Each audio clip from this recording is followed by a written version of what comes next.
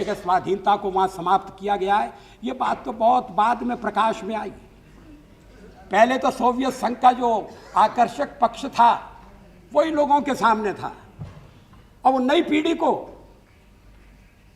अगर साम्यवाद नहीं तो समाजवाद जरूर प्रेरणा देता था, लोकतांत्रिक समाजवाद।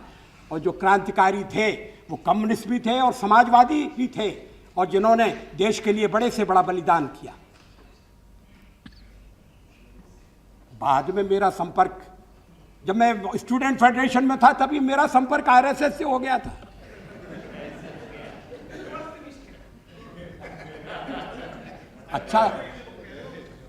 अच्छा संगठन है, अनुशासन की शिक्षा देता है, कुछ देश के लिए प्रतिदिन कुछ करो इसकी प्रेरणा देता है। उसके साथ विचारों का मतभेद हो सकता है,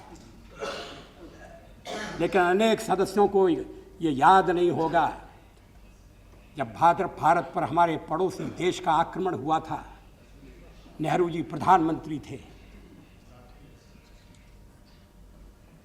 26 जनवरी आ गई, गण दिवस की परेड होनी है, अधिकांश सेना का भाग सीमा पर तैनात था, सुरक्षा के कारण उसको वापस नहीं लाया जा सकता था, लेकिन परेड तो होना चाहिए। जो थोड़ी बहुत सेना उपलब्ध थी, जो पुलिस उपलब्ध थी, उससे परेड की गुंजाइश की गई। फिर पंडित जी को किसी ने सुझाव दिया कि इसके साथ जनता का मार्च भी होना चाहिए।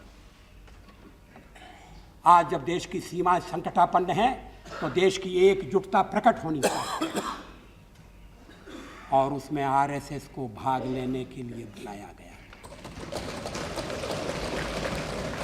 मुझे याद है इसका विरोध हुआ था कांग्रेस पार्टी की मीटिंग में।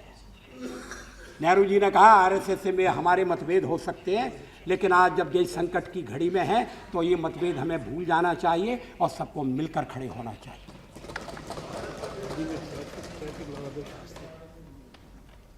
फिर देश पर हमला हुआ, श्री लाल बहादुर शास्त्री प्रधानमंत्री थे, दिल्ली में ट्रैफिक का प्रबंध कौन करेगा, इसके लिए पुलिस के सिपाही कम पड़ रहे थे, ये काम फिर हमें सौंपा गया।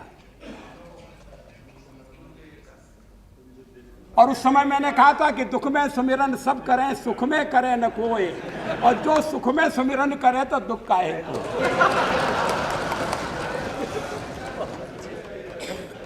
अध्यक्ष महोदय, मैं इस विवाद में कोई इसलिए नहीं खड़ा हुआ हूं कि मैं अपने को सारी अच्छाइयों का आगार पाता हूं, लेकिन हमने 40 साल प्रतिपक्ष के धर्म का निर्वाह किया है।